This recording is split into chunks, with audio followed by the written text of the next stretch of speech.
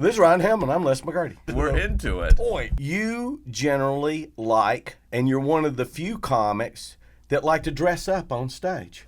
And you do, right? It depends on where I'm at, but I am conscious of it. I do think it affects how the audience perceives you, but even more, I think it affects how I feel and how I perform. Mm-hmm. I'm a different person when I dress a different way. Yes. And so I do think it's kind of important. Like tonight, this is what I'm going to wear on stage. Here's the thing is, you're dressed down tonight, but still and yet, that's a cool kind of suede jacket. Yeah. You know, in other words, I look at you and I go, okay, because I'm into it. I like that. Yeah. And it's become a lost thing. Right. People don't dress anymore. I Right. mean, it's like you go...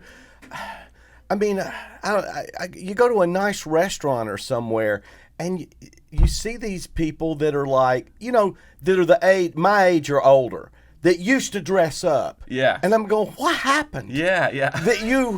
That now, you know, Yeah. you look like a bum. Right. I mean, really, Yeah. and, you know. Yeah, I mean, I try different things. I mean, this is kind of a crazy look for today. It's like 80 degrees outside or whatever. Yeah. I got a jacket on. But I feel more comfortable on stage in this than I would, like, just in my T-shirt or whatever. Right.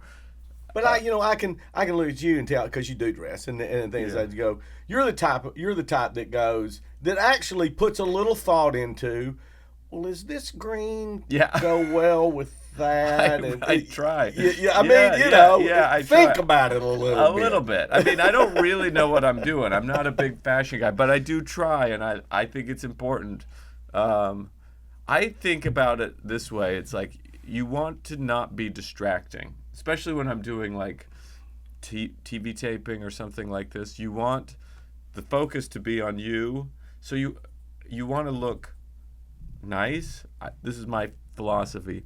But you don't want to do something so extreme that it takes away, like people are distracted by what you're wearing. Right. But you also don't want to dress down so much that it distracts people from what you're wearing. Right. And some of that has to do with the environment. This is just all my thinking, because the more focused you can get people, the better it is for your performance. Oh, absolutely. You know, so you want to look sharp. People go, oh, he looks good, but then they kind of forget about it. Yeah. You know? Well, you know, I think too, I've always felt like, and you kind of touched on it, was that, you know, it's kind of respectful to your audience.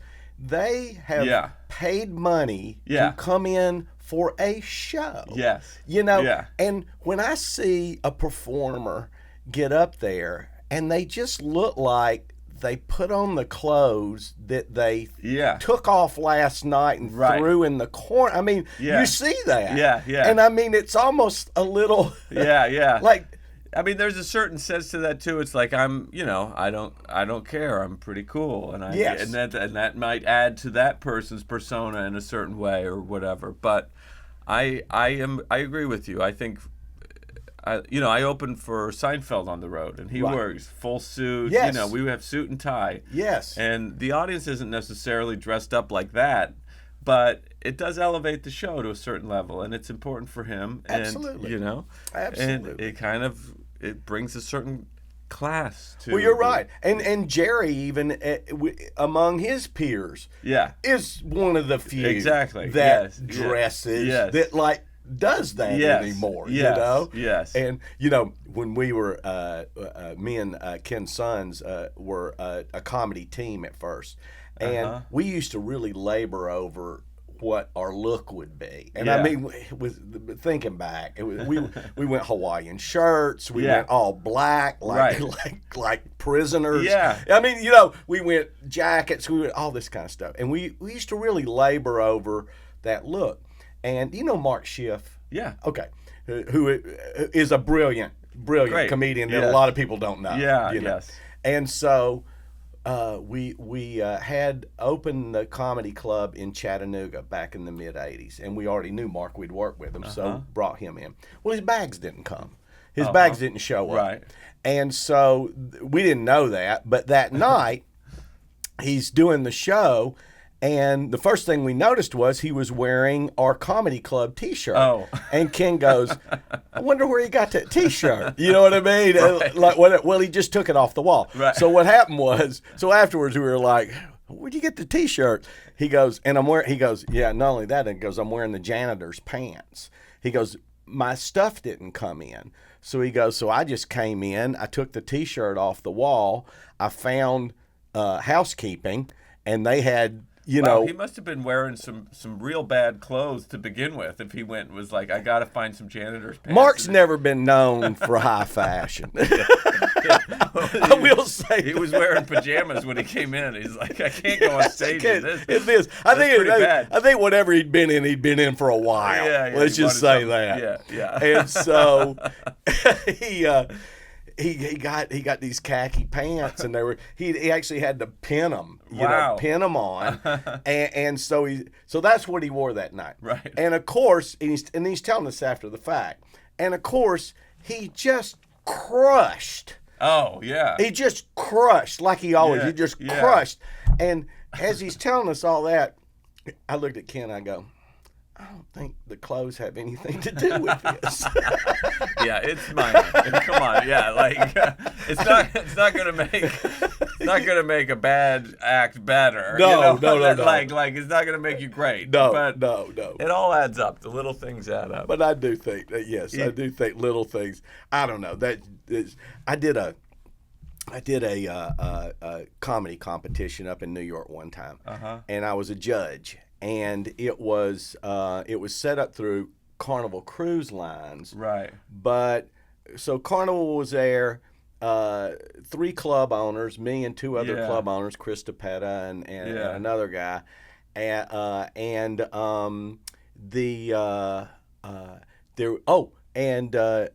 Eddie Brill. Yeah. Who at the time was the guy to get you on Letterman. Right. So Eddie was there. So you had enough representation to get you with Carnival and that and our recommendations. I mean, you could get 30 weeks of work out of this. Right. Plus a Letterman in, right? Yeah. And so the first guy that comes on stage is literally dressed like a fucking slob. He's just like a slob. I mean, just literally. And so they wanted to do this thing where after they do their set, they wanted to do it like Star Search or where you critique, and then the next person comes, right? So I'm the last guy. So by a third guy in, I go, what the hell else you got to say? I mean, 3 people have covered it. We don't all need to talk. So as it's getting closer to me, I thought, well, I'm just going to critique his wardrobe. Sure. So gets to me, and I said, hey, you had an all right set. It's all right, whatever. But I said, look at what you're wearing, man. Yeah. I said, this is a job audition. Yeah. I mean, I said, you look like you're wearing what you took off last night. Right. And was just laying on the floor. Right. I go, look, if you want to look rumpled, $1,000 linen suit rumpled. Right. You know what I mean? There's a way to be dressed down, but like with really cool stuff. Yeah. You know what I mean? Yeah, like there's that. Yeah. You're not even close. You're goodwill. You're goodwill, brother. Goodwill. Oh, he was so pissed at me. Really? Yes, because how dare I, do that rather than the other. So I did that for everybody. So by the third. But I'd say by the 4th act up, I think there were 10 or 12. Right. As they're walking to the stage, the crowd's looking, going, oh, he's going to get nailed. Look at that outfit, right? And so finally, about 8 guys in, a guy came up that was dressed really, really nice. Really nice, impeccably. And not very good set. Yeah. So I said, look, your set was just so-so. You got some work to do. But look at this, guys. He cared. I said, finally, somebody. I said, look. I said, I tell you what. I said, I'll bet anybody in here $1,000. I swear to God, I will bet anybody in here $1,000 his socks match his outfit. They coordinate with it, and they did. There you go. And nobody bet me. That's, I don't know. It's important. Little things like that. I've been working on the music that I do before the show, Yes. Like, I think it's important. It's like a weird little thing, but, when I'm doing my own show, I want the audience to show up. I want them in the right vibe, the right zone. And sometimes I wander out in the house, I go, oh, this is all wrong, So you got to like plan it. And every place is a little different, but I think those things make a difference. It sets a tone. And it's, I don't know, it's small details like that. I mean, you work with a guy who is the epitome of someone that I think is probably very concerned with every little thing. Yeah. You know what I mean? That seems to be his personality. Yeah. That he is very particular about everything. And of course, it's obviously worked quite well for him. Right. And the reason is he wants to make it better. He's Correct. just always looking to make it better. Yes. And I take a lot of that with me too. Yeah. And I see, I think I like talking about that because I think there's so many new artists now that don't feel that is necessary. Right. You know what I mean? It's like, no, you're trying to just get this one outrageous thing to happen that you're going to build on. Yeah. And all the other stuff really doesn't matter. You know what I mean? And it, like you say, it's not the thing that's going to make or break you. Yeah. But it matters. It matters. I think. I think so too. I think why not work on it? That's what we're doing. That's our whole job. It's pretty simple. It's a guy with a microphone. Right. There's not that many things that you can tweak, so make them right. Yes. The lighting, the sound.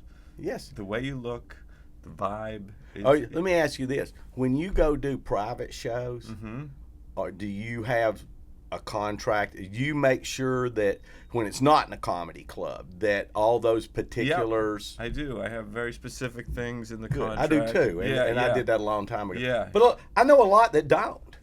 That tell me horror stories, and I go, well, how did you even let that happen? It's very important in that situation because they don't know what they're doing. We do this every night. So when you walk into a club, they've got it dialed in.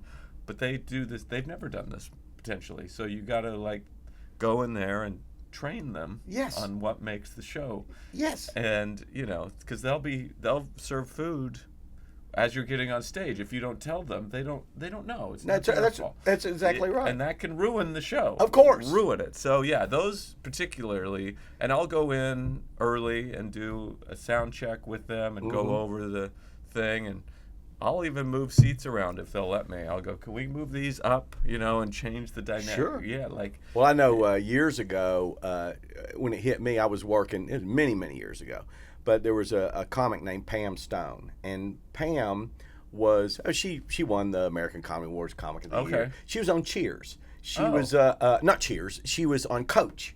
She played Dauber's girlfriend. Okay. So she was on, every now and then. But she was on there quite a bit, and she got to the point where she was a pretty big deal. Right.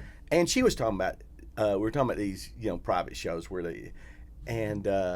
she said, we just did one. It was just terrible, And she goes, I was just kind of the opening act. I went out and did comedy, but Joe Montana was the speaker.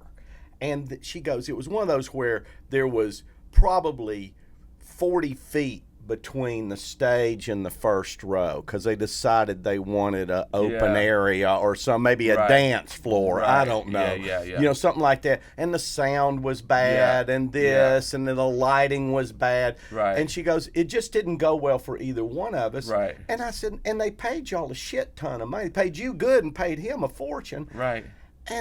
But the main thing is that makes you guys look guys are the ones that looked unprofessional, and you're not. Yeah. Because they don't realize that, especially with comedy, how fragile it is. Yes. If certain things are not correct, like we just said, how they're seated, all that, food, eating while you're trying to, please. And that always gets me. Well, why can't we eat? Have you tried the two things at the same time? Yeah. At the best, it's a mess. Yeah. It never. I get a lot of times. Well, can you come and just wander around and make people laugh? Have you ever had that one where they just want you in the room? Yes, of course. And they just go, we just think you could, be funny in small groups. It's like, I can't. That's a totally different thing. Yes. But I've learned that on what you're talking about, it is a very specific skill, those corporate events, because often they don't know who you are. Mm-hmm. So you're winning them over. And we're trained to kind of like address things. So if it's not going well, we might address that in a certain way. Yes. And in that environment, I've learned you have to be very careful with that, because they'll start to believe if you say, I thought that would go better, or just a throwaway line, whatever dumb throwaway line you have, if something's not at your peak, they'll go, oh, I guess it's not going that well. They don't realize it. Yes. So I did this gig. It was a big gig, like black tie tuxedos for like 2,000 people, and fundraiser thing. We had it all in the contract, but it just all fell apart. The timing of it. There was supposed to be a person, an actual human being introducing me. The dinner was supposed to come out at the right time. And someone just came, are you ready? And I go, they're just getting their food. And they go, we're very sorry. And they go, well, who's introducing me? They go, it's a voice of God. And I go, there's no person? And they're like, sorry. This was all planned out, and it just didn't work. So I thought, but I was only doing 30 minutes. So I thought, 30 minutes, I'm going to run an experiment. And I can shout alone by myself in the dark for 30 minutes if I have to. If it's an hour, I can't. But 30 minutes, I'm like, so I thought, I'm going to perform at peak level no matter what's going on out there. And just, focused. Sometimes you just find one person who's laughing and you go, that's my timing meter. And I'm just really working. And it's hard, but I really pushed myself to not address it and to just go, I'm up here. I don't care where you are. I'm up here. And I did it for 30 minutes. I felt like I bombed. I just got off stage. I was angry because I felt like it went terribly. And I went back up to my room, and they were texting me. They said, come on down. We just want to say thank you. So I went back down, and the feedback was incredible. It was like, we've been doing this for years. You're the best that we've ever had. And there was a bunch of people in the room. I got a couple other really big gigs from that. And it really cemented this lesson with me. Like, each one of these gigs we do, we're very adaptable, but they're all of a slightly different skill. Right. And that one, I think that's big in that corporate, in a private world. When they don't know who you are, they may not even want to be there. Right. They're sitting next to someone, they may not want to laugh. Right. They don't want to laugh out loud for whatever reason. There's a lot of stuff going on. Correct. So right. if you just deliver it as if it's going well, they start to believe that, and rather than the other way. Yeah. But if I'm here in the club and something's not, I can kind of point it out, and they go, "Oh yeah, we're at a comedy show." It's a little different vibe. Yeah. But you know that it kind of goes, not exactly, but a little bit like something I learned early on when I was an opening act, working with Sinbad of all people for a week, and we were in this little 150-seat room. Yeah. And Wednesday and Thursday night, there were 20 people in there. Right. You know, but he did the same show for 20 people that he did for 150 people. Yes. The energy was the same. Right. His whole vibe was the same. Yeah. And I talked to him about that. Afterwards, we were like, man, that we went to school on you. And he goes, look, man, you never let the audience designate your show energy. He goes, they're just here. Yeah. You know, some of them didn't want to, like you said, some of them just got brought here. Right, they don't know. Right. And when it's 20 people. Yeah. The 20 people didn't know there were only going to be 20 people there. Right. They just, they are. They're nervous about getting picked out. Yeah, you know? They're the ones who showed up. Yeah. Yes. Right. They're good. They came. Yeah. But, you know, that was and that kind of goes to what you just did there, you know. But on the flip side of that, I know for every time, I got to the point where every time I would go, or Ken and I as a team would go and do one of these corporate gigs, and something was funky. Right. I had a new line in my rider. Right. And I went over with it, and then we had two situations where one of my big things is before I go on, no speaker.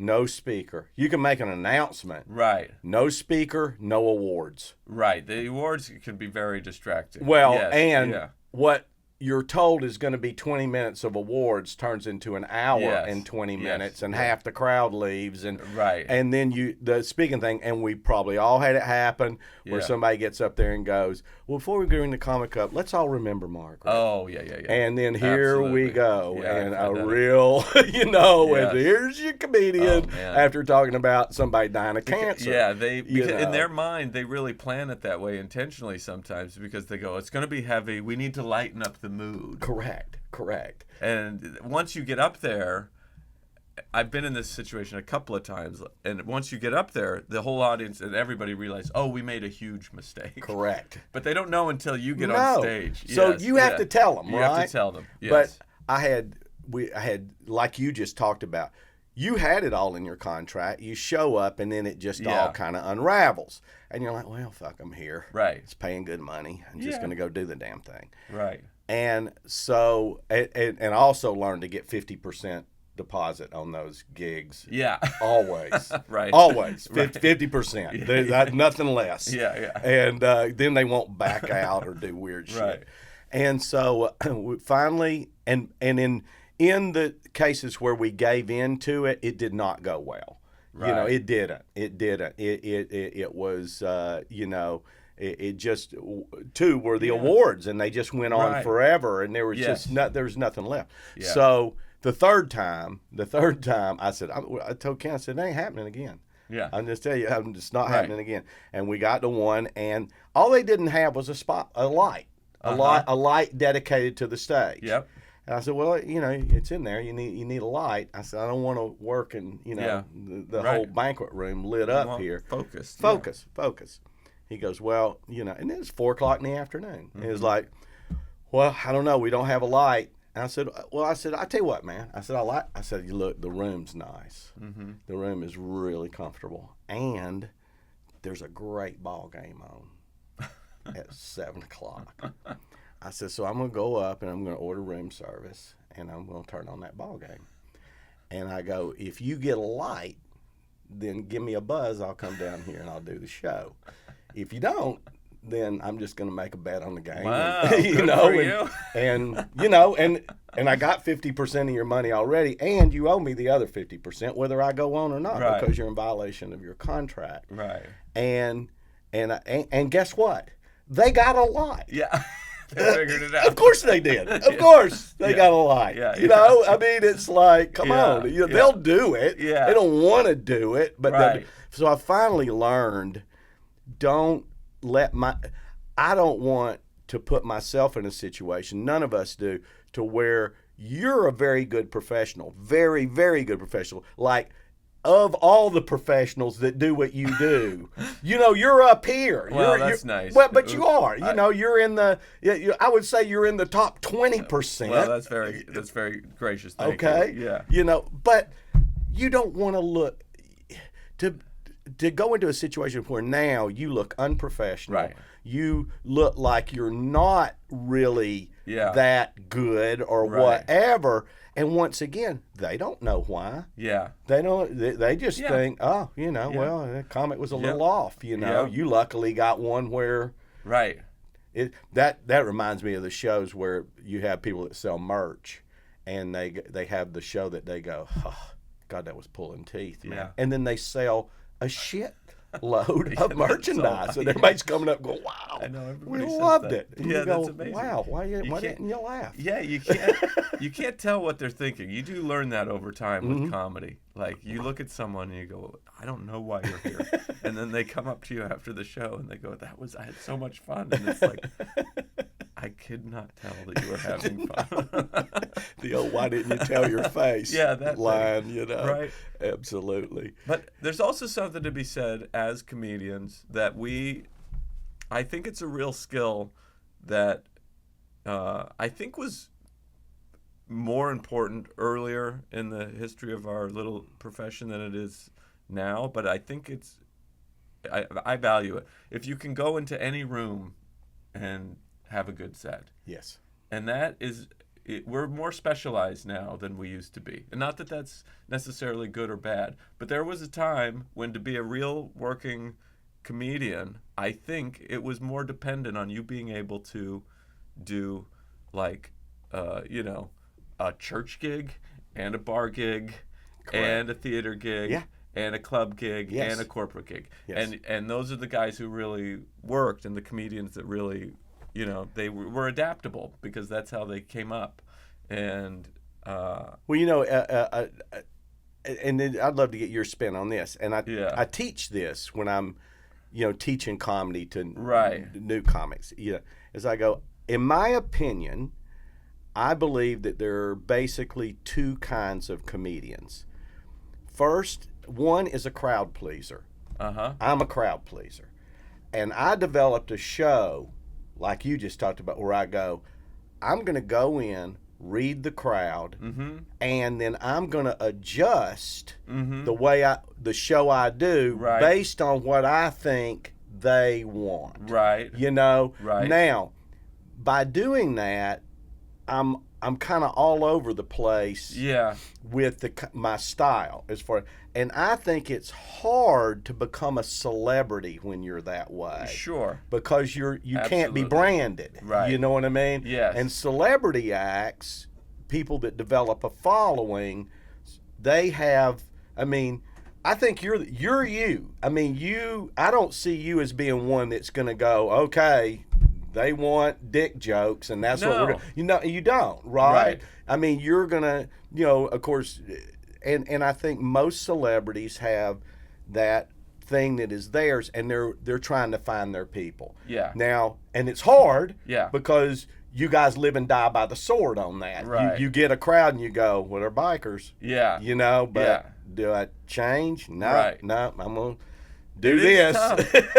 When I was doing my whole, for years, I was basically just doing all these rough one-nighters, driving around, doing those things. They're still out there, but I don't think young comedians are. That was what was available.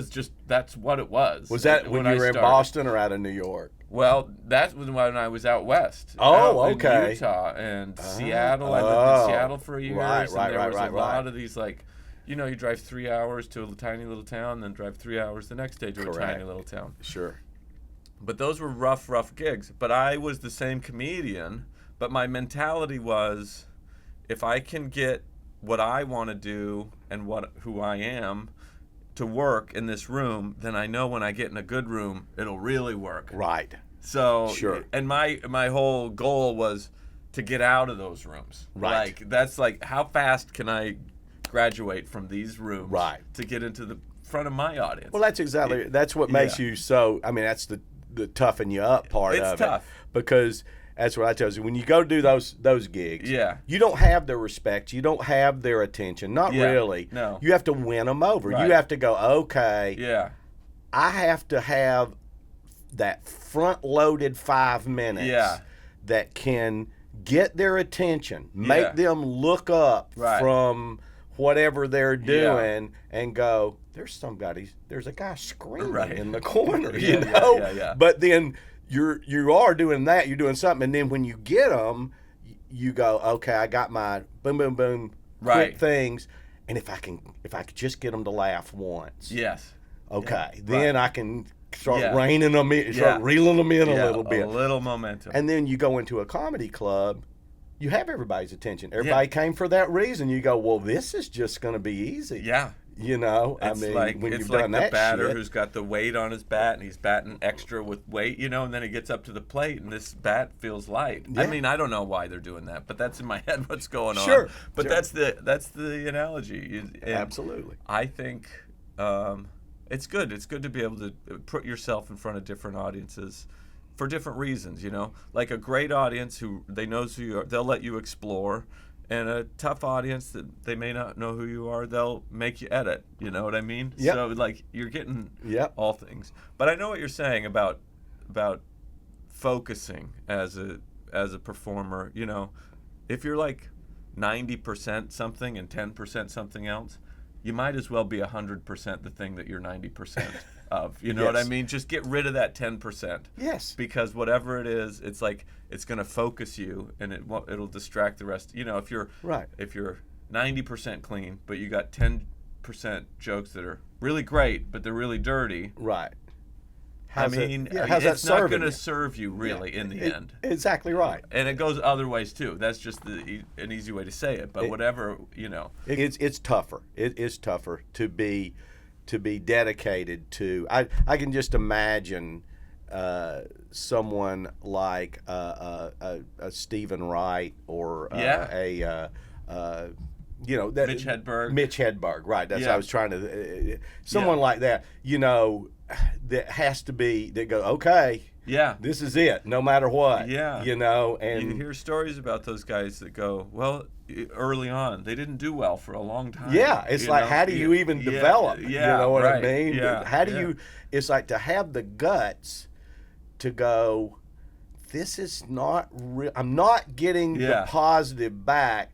But I just feel deeply that it's there. Right. You know, it's there. I'm just haven't quite caught it yet. You know, that's some guts. Well, but good. Yeah. I don't know how much control we have over it, though. Also, you know, you kind of who you are. Well, that's true. That's true. And you just find a way. Yeah. You're either.